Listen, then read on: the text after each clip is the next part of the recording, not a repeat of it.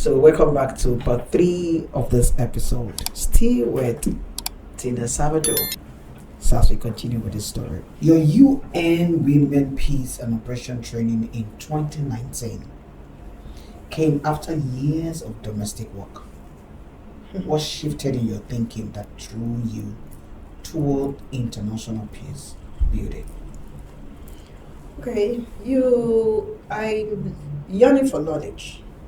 Okay. And for me, I'm always pushing myself beyond the limit to find things and to do things and also to be part of something. So when the opportunity came, I took it. And I was like, okay, how can I be able to use it to what I'm doing in Nigeria? Peacekeeping, women empowerment, women in UN, youth in UN education. There's a lot to learn from that I can apply to the program that I'm doing here in Nigeria. So I went for that program in US and I was able to be part of the entourage that took the youth, the community youth to the UN to speak on sustainable energy and how we can teach our youth how to plant, to know the seeds. There are some seeds that are being taken away from Africa, especially Nigeria, taking it to China, replant and stuff like that. There's a whole list that I didn't even know anything about. This gave me the opportunity to learn more and to also to be able to say, okay, with UN, I can go bigger. I can learn more. They have a community where I can go back to, and if I have a question or if I have things that I need to do, this community can help me. So they gave me more knowledge. So that one is an opportunity to explore. Wow, yes. So big. We found a member of multiple organizations. APC Women of New York. Yeah. Bright Future Book Club. Yeah. Many more. Mm-hmm. What's your philosophy on building communities and how do you balance depths in one cause versus breadth across several? How do you manage? I always say to some people, I say, I came into this world, I brought in my assistant. So God already knows that I'm going to be doing a whole lot. And He gave me my own personal assistant. Abi? So I cannot do one thing. My brain is wired that way. I'm doing one, I'm seeing that there's a void here, there's an empty here, I want to fill, I want to do. There's some companies that I register, even in US when I was in school, I was doing my undergrad. I was like, okay, I'm working and I'm going to school. But I need to get extra money now. I started what is called snowflakes cleaning. Wow. Snowflakes cleaning is just to clean to clean kitchen and bathroom. I'll come into your kitchen, I'll rearrange, I'll clean, I'll lay it, I'll design it, I'll throw all the expired food or whatever. And then I'll clean the bathroom, I'll make sure everything is done. For $45, can you go wrong? So I did that one for like 3 years. Wow. Yes. And I just do it and I continue to do it. So after I left school, I just gave it to somebody else to continue. That's just me. So when I'm in here, many of the things that I set up, I give it away. I let people take it. I have a nursery business and I see all the kids the youth that I was working with me and I empower them with that I have this network, you have this network, you go and do it. Start taking it up to yourself. Wow. And today, so many of them are bigger now, I can't mention their name. Yeah. And they started with us like that.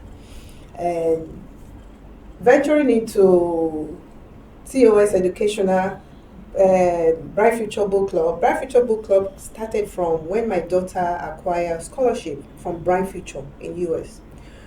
You have to read a lot of books. You have to volunteer. All my children, you have to volunteer because how am I going to be feeding you and you stay in that house and you can't be useful for yourself for the government? No, you have to do something. No, you can't sit in my house. I don't have TV in my house. Oh. When my kids were growing up, I don't have TV. So the time that you're going to waste, you are going to volunteer at the library.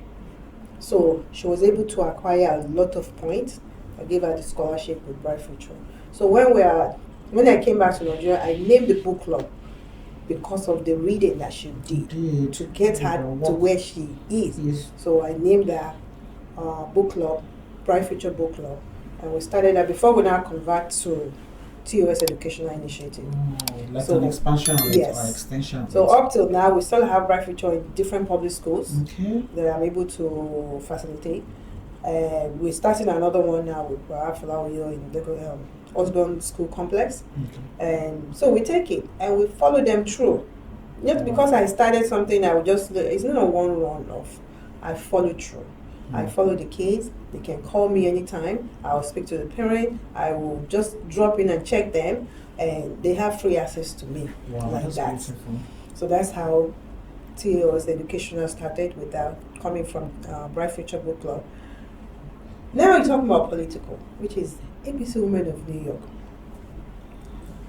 All Progressive Congress of Women of New York.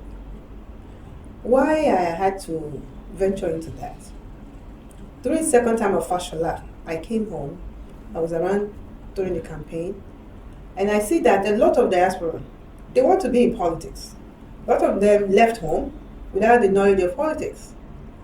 I was able to have that in 1983 when I met Baba Olo when he came to Bariga. I went there. I volunteered to join them. I don't know much about politics then, but I know that when you go to that meeting, he will give you something. You will take something home. So me, I now make it my job. All the meeting, I'll go make sure there's chairs. I clean chair. I sit down there and I sit where strategically where all the stuff will be coming to. So when they come to me. Yeah, I want to and get mine. Wow. So that was how I started politics. And then when I get to America, I joined the Democratic Party in New York. I joined by volunteer, not because I want to join. Mm-hmm. Because I see what they do here in Nigeria,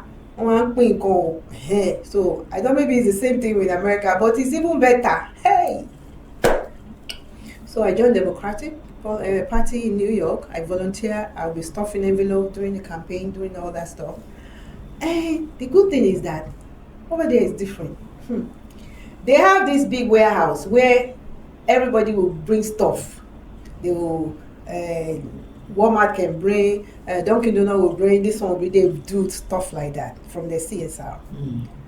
And they will put a bag there. Whatever you need, just take. I go there every day to take. And I volunteer. Oh my God. You see, it's a win-win game. Win-win game, yeah. Win-win game. And when you volunteer, you learn. And if it's something that I come to, you must volunteer. That's what I'm finding out in Nigeria. Yeah, it's key. I volunteer to get a job, and I got that job. Wow. If I didn't volunteer there, I won't get a job because I knew I want to work with that company. So I went in and said I want to volunteer. I saw it on their website that you can volunteer, so I went there, and I see that they're going to be hiring you from within, and I was able to get that job. So when you volunteer like that, apart from, of course, we know that some gifts comes from different, that's the politics area. But all the places that you've worked, that you volunteered, do you usually get stipends for volunteering? No, you don't have to get, but you get knowledge. You get knowledge. You get knowledge. I know. I have to ask this question about stipends because we're struggling. In Nigeria, there's so much about stipends. Yes, it's not even about stipends. Everybody wants to do a job that they get paid. You remember I said I volunteered for the UN to get to the UN. Because I see a lot of volunteering work that you have done. So by volunteering, you will get the leg in. I say one leg in. If I get one leg into this door, you cannot close me now. Hey, madam, you want to jam my leg? I will enter now. Then whatever that's going on in that house, I will be privileged to know. Yeah. By saying, okay, I will clean the table, I'll do this, I'll do that. So I that's for me. It might not work for other people, but it's a way to be able to get network, free access to network first. And how you now use that as a network is up to you. Yeah. So I see that the void of women in politics in America, many of them have zero knowledge. So we gather all our women together that I'm exposed to grassroots politics here in Lagos. When I came in 2010, I joined my ward in Ikosisheri. I was able to learn a whole lot of things. By following the leaders too, I was able to learn from them. So when I see the void now, I say, okay, many of you want to go home, but you don't even know how to start. And you want to be in politics, and you don't even know how to start. A lot of politicians will come to US, we will donate, do fundraising, do all that. I say you don't have to do that. From the knowledge that I have in Nigeria, you don't have to do that. With $100, you can start. Start $100 every 3 months. Put a banner in front of your father's house or whatever house that you want to establish yourself in Lagos. We'll find out what is your ward. What constituency you are first. What's your ward? So that ward will link you to your house, and your house, you can now put a banner there. This is so and so out. Every 3 months, you share something for the community. Let your name start ringing bell in your community. Yes. That is grassroots, the grassroots 101. So we do that. I was able to bring their name and pictures and stuff like that, get their address, find out their ward, about 28 of them. Find out their address and find their ward. And I was able to do their party card and take it back to US for them. Wow. So that gives them an access now to the party. And it's not only APC. Other people that say they want to be PDP, I have to do the same thing for them. So your choice is different from my choice, but that does not keep me away from whatever that I can do for you. So I was able to do for some over there, and from that, at least they can say, yes, I belong to so and so party. So when they come home, they can now do something in their own various ward, various community, various constituency. That stamps their name to that community. And you can take it to whatever you want to do and belong to. So currently, I'm the deputy organizing secretary for APC USA chapter. Now, all right. So these people you make all this card for, or stuff to prepare for them and all that. Of course, showing interest in politics and all that. Yes, I like the sharing part. Every 3 months you try and share something. So it might be sharing money, books or something. Anything, but just putting yourself in front of this talking community. To the elders. Yes, it could be whatever it is you want to share, your knowledge, your time, whatever it is. But what it simply means, make yourself visible to this community. That's grassroots. You must make yourself. Yes, but I was going to come back to particularly those of them from, Diaspora. That are hoping to return back maybe into politics and all that. I was going to just ask a very simple question about that. Why are they thinking in that line? Why politics? Why are they thinking of, okay, I want to retire back to Nigeria and I want to dive into politics?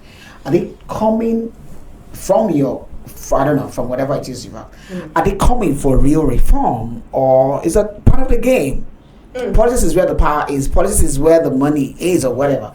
Is it still the same circle we're trying to still keep building with the old folks? No. Okay. People that are part of us, we have lawyers, we have most educated and elite that want to make a difference in Nigeria. Good. If given the opportunity to make a difference, they are coming with difference. They are coming to help to fix whatever is on ground. How can we make it better? That is their goal. They're not coming. Some of them are using their money to pay for somebody else's school fees, to pay for somebody else this, to pay for somebody else that. It's not about money for them. It's about making that difference. And also to have a relevancy at home. That here is my home. This is what I'm doing at home. This is what I'm helping. This is the impact that I'm contributing to the society. Many of them is not about money. They have their money. They have their money. That's a very big point. They have their money. Yeah. When given a chance, is the word. Yes. When given a chance, for leaders like you, who have not just made way for themselves, but paved way for others, are we truly should be waiting for chance, or should we be creating chance already? I ain't waiting for chance. That's what I just said. A lot of us are not waiting for chance. Yeah. But I understand what you meant by chance. Maybe position wise, but position wise might end up not being you as a person. But you can't be that person who is trying to pave the way for whoever at the end of the day. If it's you and God says, okay, you are the end of the day. But I think we should start rethinking the way we do things. Like, it shouldn't be that we are trying to pave the way or trying to find the chance or find the opportunity to be the ones to be on the seats. Yes. Just be very intentional that, okay, this is my power. That's I have the resources, I have the relationship, I have the education. Pave the way. If at the end of the day you are able to sit on the seat, don't bother about that. Because we don't know who is coming behind that might need it. But we need people, true leaders. I'm saying this because we're making it very open, and Yes. I like the fact that you are doing quite a number of things already, imparting lives and other. So also, this is another area we need strong, very strong impact. Yes. Beyond just sharing things like food or whatever, Yeah. we need real education in this area. That's that people why- can really understand what power truly is and how to move from one section to another. And knowing that it's not about self, it's not about self.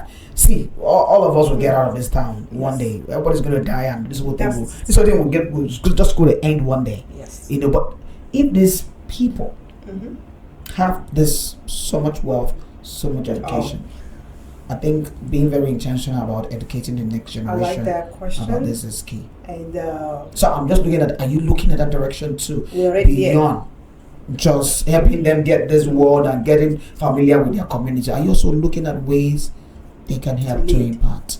We're already there. Mm. That's why I said thank you for that question.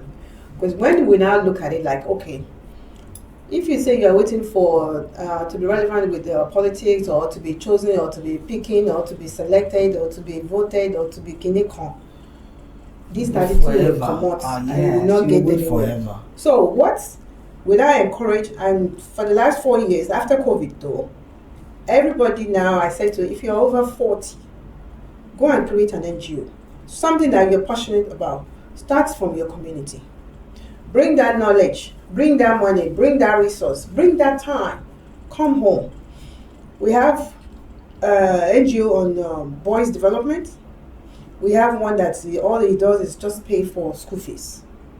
We have one that we just send stuff from US and share, like clothes, designer clothes or whatever. That's what she doesn't buy and just bring home to share.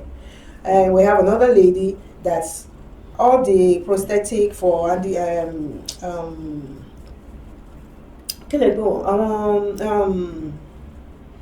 wheelchair and all that. Oh, okay. The special society, that's what she does to empower them with wheelchair, to empower them with cane. So, our elderly that need care. Okay. This particular agency, NGO, this is what they care for.